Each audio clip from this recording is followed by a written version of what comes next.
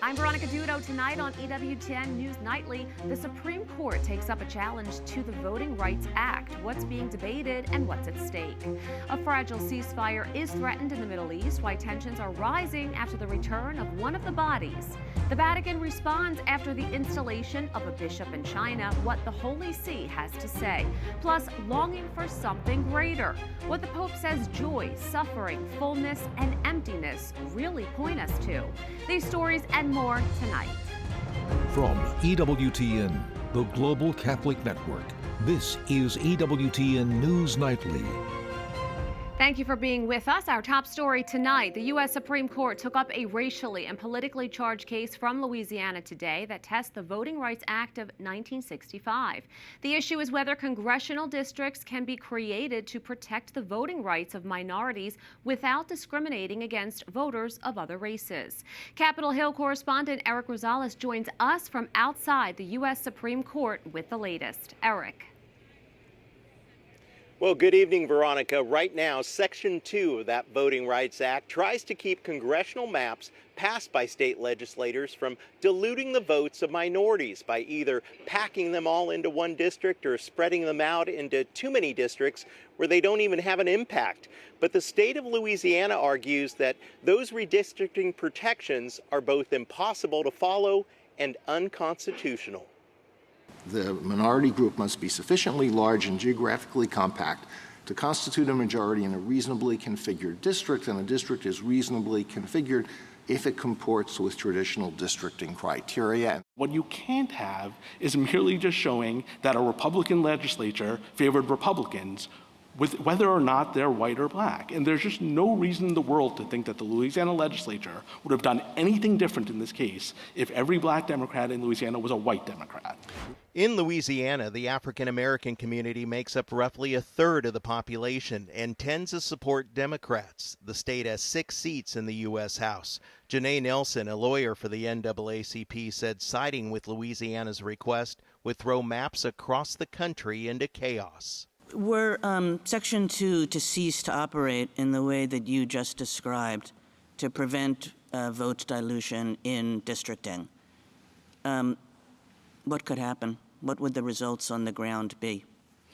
I think the results would be pretty catastrophic. If we take Louisiana as one example, every congressional member who is black was elected from a VRA opportunity district. Some of the conservative justices voiced concern about the application of Section 2 in the Voting Rights Act, in this case to create a second black majority district. The liberal justices emphasized how gutting Section 2 would sharply change precedent. If you can use race in some ways that are positive, why can't you use it to remedy something in some ways? Your Honor, my friends on the other side walked into the Middle District of Louisiana. May I finish very briefly? Yes. Walked into the Middle District of Louisiana and demanded a majority black district. What's the purpose of that kind of district? The avowed purpose of drawing a majority black district is to diminish the voting strength of some racial groups and augment the voting strength of others. After several hours of arguments, attorneys representing the state of Louisiana said that they simply want clarity on how to proceed in the future. Now, the Supreme Court is expected to rule by the end of June, which could have a major impact on the upcoming 2026 election. Now, Republicans currently hold a slim majority in the U.S. House, and a decision invalidating Section 2 could benefit them immensely. Democrats affiliated groups say that such a decision could allow Republicans to reconfigure and pick up as many as 19 House districts across the country in their favor. Outside the U.S. Supreme Court, Eric Rosales, EWTN News Nightly. For more on this case, I want to bring in Hans von Spakovsky. He is a senior legal fellow and manager of the Election Law Reform Initiative at the Heritage Foundation. Thanks so much for joining us. Sure, thanks for having me. The Supreme Court previously upheld parts of the Voting Rights Act in similar redistricting cases. How does this Louisiana case differ, and what legal precedent could the court be setting if it limits the use of Voting Rights Acts here?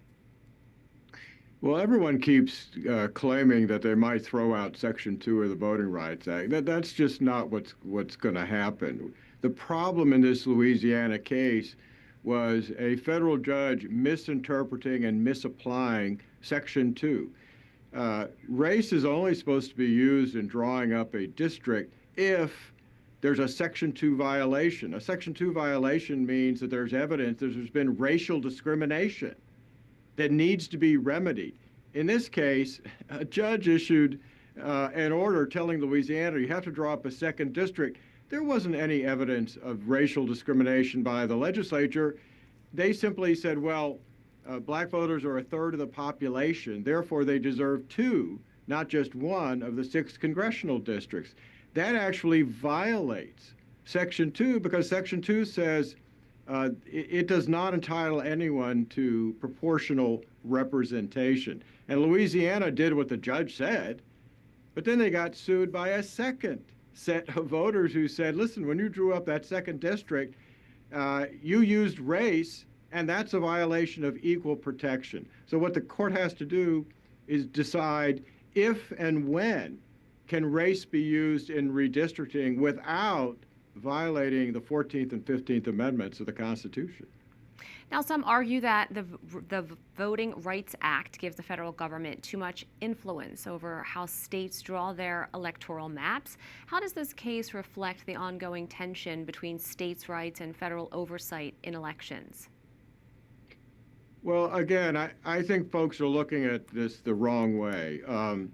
Look, what the Voting Rights Act does, Section 2, is to carry out the requirements of the 14th and 15th Amendment, which say you cannot discriminate on the basis of race in the voting context. The problem has been that the law has been misinterpreted and misapplied by federal judges who fail to distinguish between redistricting done for racial purposes and redistricting done for political purpose. And in fact, the Deputy Solicitor General for the Justice Department pointed that out today in the oral arguments. How do you think this ends? I think what will happen is the majority of the justices will issue rules clarifying how and when Section 2 should be applied and limiting the use of race in redistricting only to cases where you can show there was intentional racial discrimination by a state legislature. Hans von Spakowski, thank you so much. Sir, thanks for having me. Now to the Middle East. The Israeli military says it will reduce the number of trucks allowed to bring humanitarian aid into Gaza over concerns that Hamas is returning the remains of dead hostages slower than agreed on. Earlier today, trucks loaded with aid were seen moving across the southern Gaza Strip. However, the Rafah border crossing between Egypt and Gaza remains closed to deliveries. This comes as the Red Cross receives the remains of 2 more hostages held by Hamas hours after the Israeli military said that one of the bodies previously returned was not one of the hostages.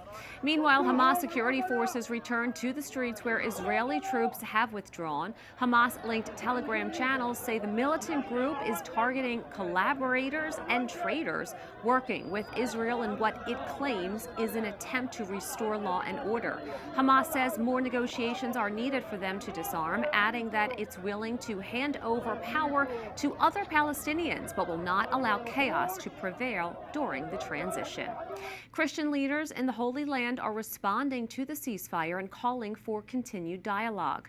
The patriarchs and heads of the churches in Jerusalem issued a statement saying, in part, "We hope and trust that this first stage of the ceasefire truly signals the end of the Gaza war and that any further disagreements between the parties will be resolved through negotiation and mediation. Now is clearly the time to embark upon the very long pathway of healing and reconciliation that is so profoundly needed between Palestinians and Israelis." Right now, we would like to welcome to the program Sami El-Youssef, the CEO of the Latin Patriarchate of Jerusalem. Thank you so much for joining us. You're welcome. Good to be here. Now, since the start of the ceasefire, how much interaction have you had with the Christians in Gaza? Oh, on a daily basis, certainly since the ceasefire began, we've been in direct contact with the parish priest, our main people who are sheltering at the Holy Family complex in Gaza. How are things running, and what's the mood at the Holy Family Catholic Church in Gaza? I think the mood is of cautious optimism. I think one of relief. They're quite relieved. I mean, the greatest accomplishment for them is to be able to sleep at night without hearing all the bombing around them, all the sounds, and so on and so forth. So there is a lot of relief around that. But also realism that it will take a very, very long time for Gaza to go back to what it used to be in the past. Tell us a little bit about how they will need to rebuild, not just physically, but also spiritually.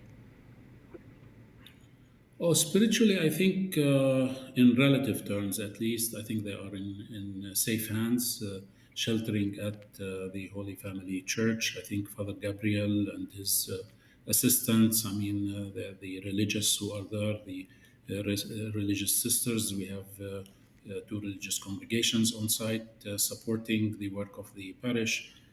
Has been something really, I think that they have been very privileged in a sense, to have a daily mass, to have, your pastor surrounding you, to have that nourishment in a sense during the most difficult periods of the war, and to ensure that, their faith is being strengthened during, a crisis, during a time of war, that will give them the hope that is needed to, just to keep going on from day to day. In collaboration with the Sovereign Order of Malta and the Malteser International, the Latin Patriarchate of Jerusalem launched a large-scale emergency humanitarian relief initiative in 2024. What is the situation with aid now, and is it getting in?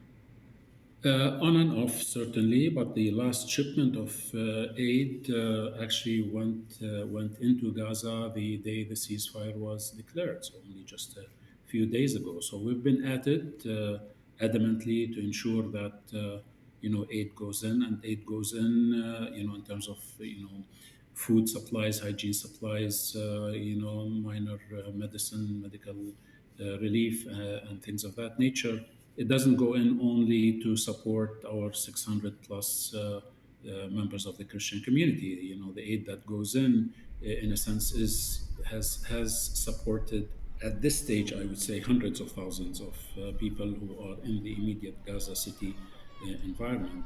As I said, on the day the ceasefire was declared, approximately 200 tons of food supplies, including fresh fruits and vegetables, were delivered to the parish in Gaza, which has set up a distribution center to be able to provide aid to the whole neighborhood and all of central Gaza City for the most part. And that is something that we are extremely proud of. Sami El-Yosef, thank you so much for sharing what you're dealing with in Gaza. Absolutely. President Donald Trump holds an Oval Office press conference with FBI Director Kash Patel, the commander-in-chief facing pushback for his crime and immigration crackdown in several U.S. cities, praises the efforts of law enforcement. He says the FBI has arrested over 8,000 violent criminals, many of them accused of crimes against children. White House correspondent Owen Jensen reports. Owen. Veronica, good evening to you. Well, you've seen Illinois Governor J.B. Pritzker and Chicago Mayor Brandon Johnson sharply criticize the Trump administration over its increased federal presence. They say they don't want them in the city of Chicago, the feds. But today in the Oval Office, the president praising the beefed up federal enforcement, in fact, pointing to the Make D.C. Safe Task Force, saying that task force here in the nation's capital has made the streets safer and restaurants packed. Take a listen. You can have a child walk right through the middle of Washington, D.C., and nothing's going to happen. We were losing more than one person a week in Washington. They're being killed on an average of over one a week. Now, the president was joined by FBI Director Kash Patel, Attorney General Pam Bondi, and Deputy AG Todd Blanche. President Trump says the Make Memphis Safe Task Force is having very similar results. And the FBI director says they have already arrested 4 of the people on the FBI's top 10 fugitive list. We are deterring criminals from doing this activity. We are preventing criminals from coming into America. And we are absolutely crushing violent crime like never before and defending this homeland, sir.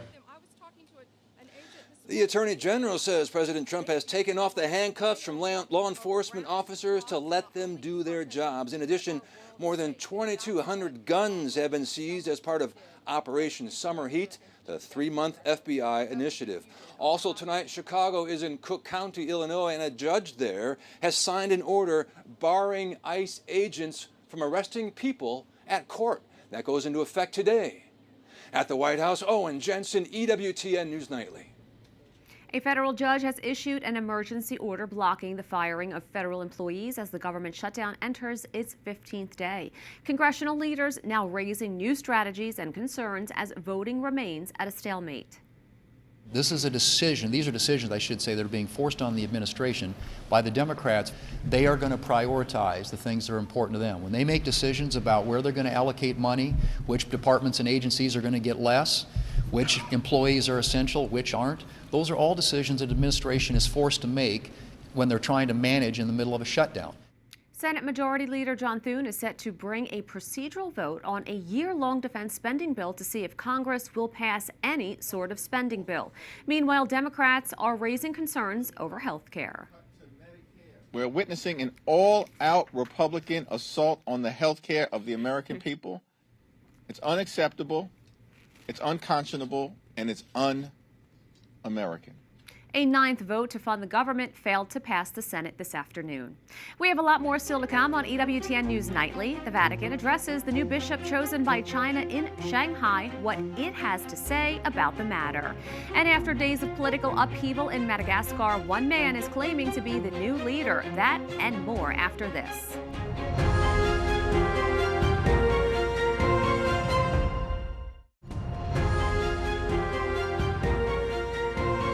NATO defense ministers meet in Brussels to discuss more military aid for Ukraine and purchasing U.S. weapons to support the war effort.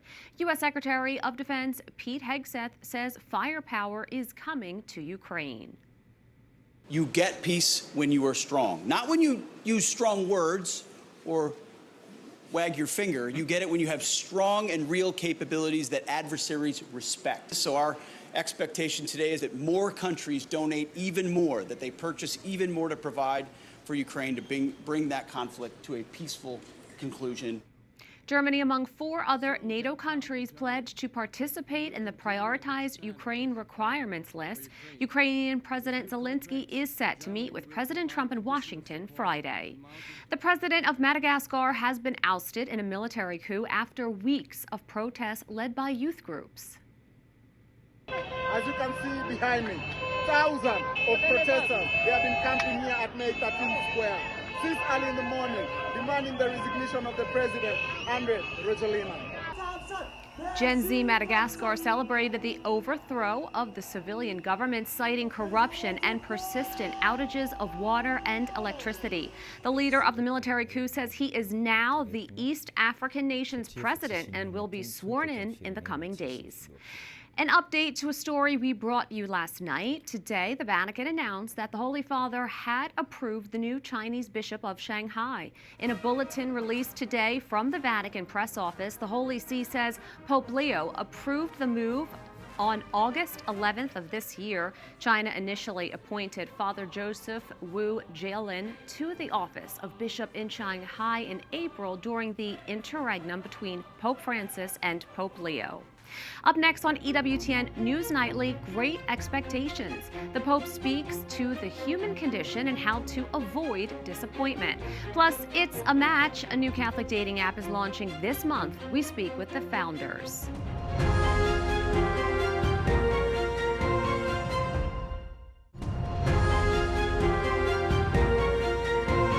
Pope Leo stresses that Jesus sustains us despite everything and that only he can respond to the deepest questions of the human heart. Che lo Spirito Santo infonde nel nostro cuore. At the weekly talk, the Holy Father reflected on the realities of the human experience and the many conflicting emotions. He said joy, suffering, fullness, and emptiness point to the human longing for something greater. The Pope also affirmed that this desire cannot be satisfied by power, success, or possessions, but only by Jesus, who sustains us, quenches the inner thirst, and grants hope that does not disappoint. If you are a single person of the faith and find dating overwhelming, you are not alone. One couple decided to help Catholic singles find relationships that honor their faith. This month, Emily and Daniel Hussam are launching SacredSpark, a Catholic dating app built around community and formation. The founders of the app, Daniel and Emily Hussam, join us now. Emily, is it true that this idea came from an Instagram post? And tell us more about that. It sure did. I have been speaking and doing ministry for over a decade, and I've seen a huge, difficult struggle for Catholic singles to connect with one another. So I made a post on Instagram that said, this is a matchmaking post. If you'd like to comment about yourself if you're single and talk about what you're looking for, go for it. There were over 6,500 entries in the first 48 hours. And I thought, wow, this is a bigger problem than I thought. And that was really the impetus. I have continued to make those posts over the past 2 years. They've resulted in 12 marriages, 20 engagements, and countless dates, and even a baby. It's been absolutely amazing. Now, Daniel, as part of the program, you're also offering something called Dating 101. What exactly is that? Yes, so we see a need not just to connect people, but really provide this formational component towards a sacramental marriage. So SacredSpark is really not just a guide on the journey, it's a place for people to come together and connect, but we also offer formational resources to not just get people to date right, but also help travel towards a sacramental marriage. And so with Dating 101, we put together an entire resource to help really the singles get ready to date in a proper way and then date correctly on SacredSpark. And then afterwards, we offer additional formational resources to help them get to a sacramental marriage. Now, as you both have been working towards the launch, Emily, there's also, as part of this app, a matchmaker feature. So how is SacredSpark different from other dating apps? We are so excited about the matchmaker feature. All of your viewers out there who want to play matchmaker for a single they love, this is your moment. So we saw a huge success with that on my matchmaking posts is that Jennifer would say, I have a brother named Will. He's 31. He lives in Wisconsin. Are there any great gals out there? And the amount of marriages that came out of those two people setting each other up was unbelievable. So what we've done is we've created this matchmaker feature in SacredSpark, where if I'm a single gal, I can invite my best friend or a family member to matchmake for me within the app to, go through and send me curated, handpicked matches. And I also have the ability, if I'm a matchmaker, to talk with other matchmakers so that we can support our singles in the church. So many singles, they feel alone and they feel forgotten and they feel like they have to carry the load of dating themselves. This is a way where people's friends and family can really rally around them in their discernment of their vocation and support them on a journey as their matchmakers and have some fun with it along the way. Yeah. Absolutely. And Daniel, if people want to get involved, where can they go? And when does it launch?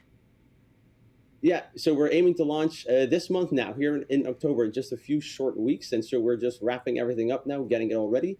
And so to learn more or to sign up for the waitlist now or to get on later this month, just visit sacredspark.app. So that's www.sacredspark.app. And you can find a lot more information there. Emily and Daniel Hussam, the founders of SacredSpark, thank you both so much. Thanks for having us. Today, the church celebrates St. Teresa of Avila, a mystic and doctor of the church. Born in Spain in 1515, she entered the Carmelite order at age 20 and eventually became a prominent figure in the Catholic Reformation.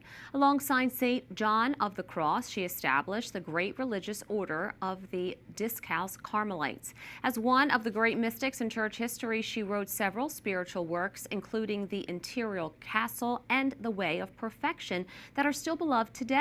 She died in 1582, was canonized in 1622, and declared the first female doctor of the church in 1970 by Pope St. Paul VI. St. Teresa of Avila, pray for us.